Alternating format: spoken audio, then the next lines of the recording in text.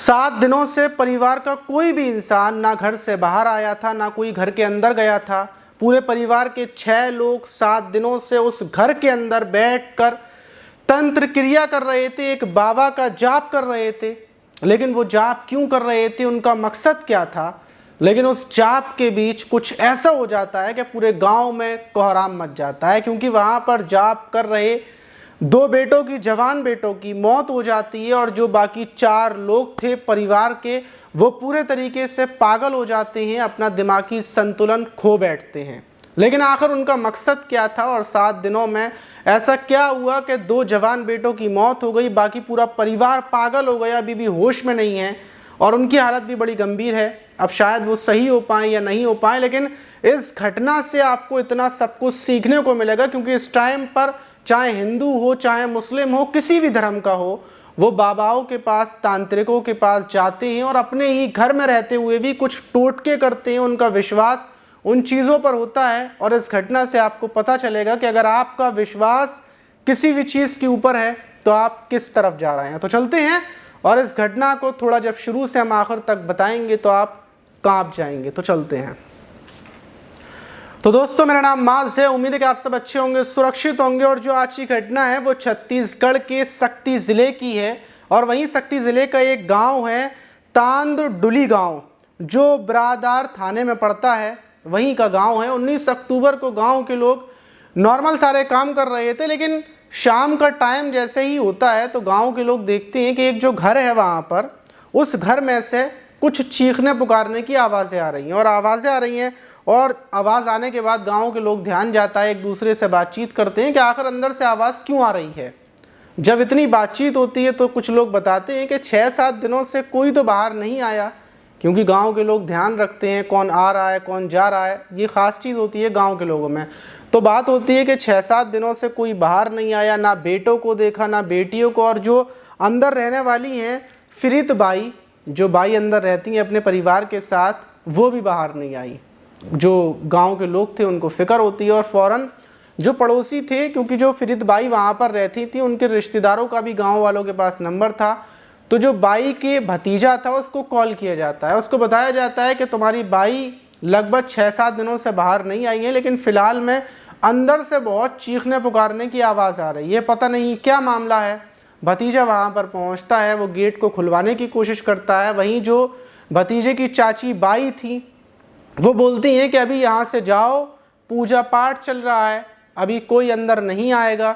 बस वो अंदर से इतनी आवाज़ लगाती हैं कि भतीजा पीछे के रास्ते से झांक कर देखता है अंदर की तरफ, तो वो देखता है कि उसकी बाई सामने बैठी हुई हैं और उनकी 2 बेटियां और एक बेटा बैठा हुआ है, लेकिन 2 बेटे पूरे तरीके से गायब हैं।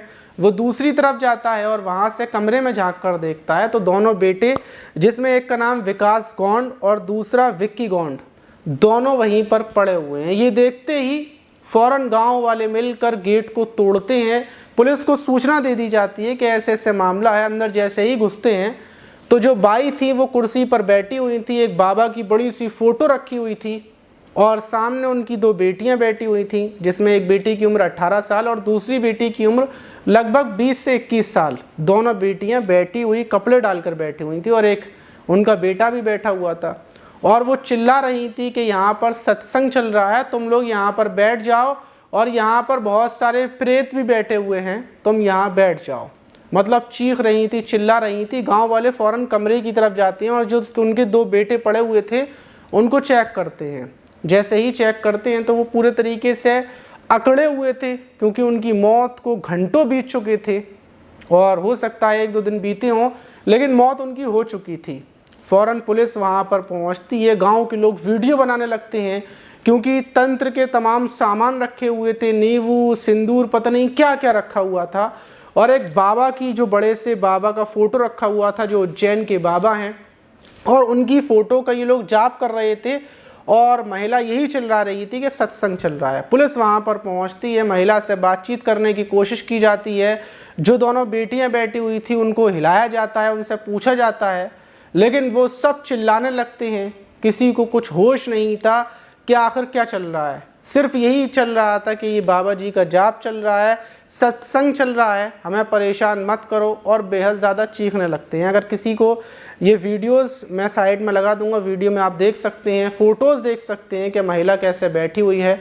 उसके बाद जो बॉडियां थी, दोनों बॉडियों को बाहर निकाला जाता है, पोस्टमार्टम के लिए भेज दिया जाता है। अब सवाल ये कि आखिर दोनों बेटों की मौत कैसे हुई, और ये लोग यहाँ पर जो तंत्र क्रिया कर रहे थे, जो जाप कर रहे थे बाबा का, आखिर वो क्यों कर रहे थे? बताने वाले तो जो चारों थे वो पागल हो चुके थे।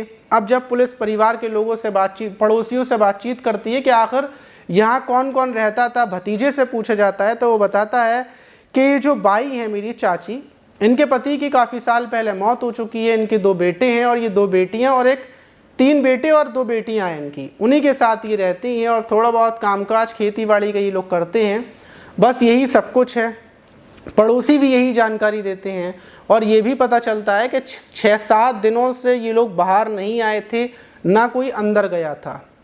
अब सवाल बहुत सारे थे, पुलिस जांच पड़ताल में लग जाती है, FSL टीम पहुंचती है, फॉरेंसिक टीम, बड़े बड़े अधिकारी पहुंचते हैं, क्योंकि चारों तरफ खलबली मच चुकी थी कि तंत्र क्रिया और जाप की वजह से ऐसा हुआ है। लेकिन सवाल था कि वो 2 लड़कों की मौत कैसे हुई, उन्होंने जहर खाया या फिर ख़ुद को ख़त्म किया, आखिर क्या हुआ? पुलिस जब जांच पड़ताल में लगती है और जो पोस्टमार्टम के लिए भेजा जाता है, तो पता चलता है कि इन लोगों ने कुछ चीज़ें खाई हैं जिनको खाने की वजह से ऐसा हुआ है। ऑक्सीजन की कमी और पानी की कमी, क्योंकि इन लोगों ने 7 दिनों से कुछ भी नहीं खाया था। दिमागी संतुलन ख़राब होने के बाद इनका खाना पीना पूरे तरीके से बंद था। और जब ये उज्जैन वाले बाबा के बारे में पता किया जाता है, तो पता चलता है कि ये जो बाई हैं, इनको बाबाओं पर विश्वास था, बाबाओं के पास ये जाती थी, और बाबाओं से, जो बाबा जितने भी होते हैं उनके पास ये अलग अलग चक्कर लगाती थी। लेकिन उज्जैन के बाबा को इन्होंने अपना गुरु मान लिया था, और गुरु मानने के बाद अपनी बेटियों को ले जाती थी, अपने बेटों को, वहीं से उन गुरु का आशीर्वाद ले रखा था। और इनको किसी ने बताया था, शायद गुरु ने बताया हो, किसने बताया हो, कि अगर ये सब चीज़ें की जाएंगी, मतलब जो खुलासा हुआ है वो बता रहा हूँ, कि अगर ये सब चीज़ें की जाएंगी तो ये पैसे वाली बन जाएंगी, इनके कामकाज चल जाएंगे, संपत्ति इनके पास आ जाएगी, और बहुत सारी प्रॉपर्टी, जो पुलिस को छानबीन में पता चली। तो इनका मकसद था कि बाबा का जाप कर कर यहाँ पर सत्संग करवाया जाएगा, और उसके बाद इनके पास ढेर सारा ख़जाना आ जाएगा। तो इसीलिए इन लोगों ने तैयारी की थी।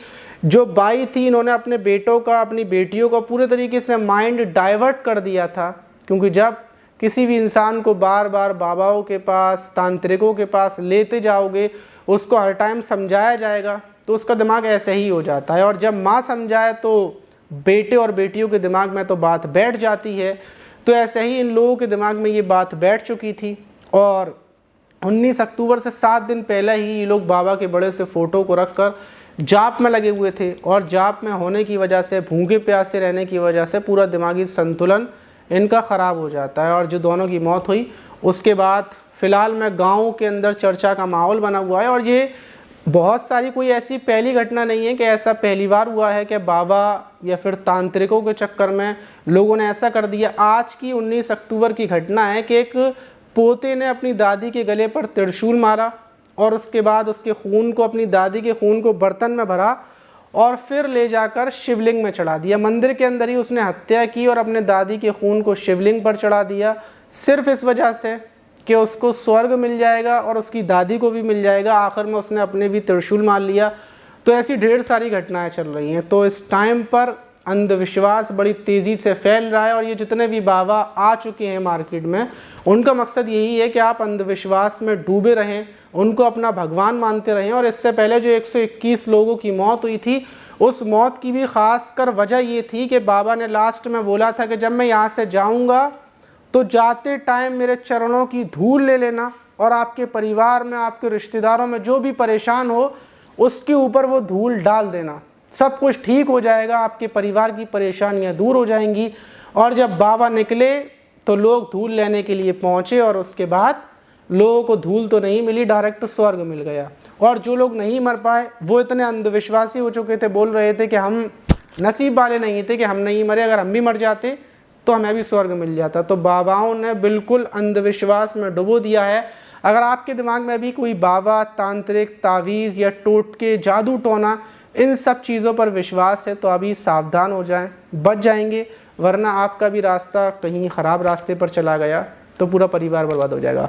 अब आप इस घटना पर क्या बोलना चाहेंगे कि इसका दोषी कौन? वो जैन वाले बाबा का नाम अभी सामने नहीं आया है, फ़ोटो भी सामने नहीं आई है पूरे तरीके से, लेकिन अगर फ़ोटो आ जाएगा तो मैं फ़ोटो साइड में ज़रूर लगाऊंगा। आप देखकर बताइएगा आप इस घटना पर क्या बोलेंगे, कमेंट बॉक्स में ज़रूर बताइएगा। मिलते हैं किसी और वीडियो में। बन गई वीडियो यार,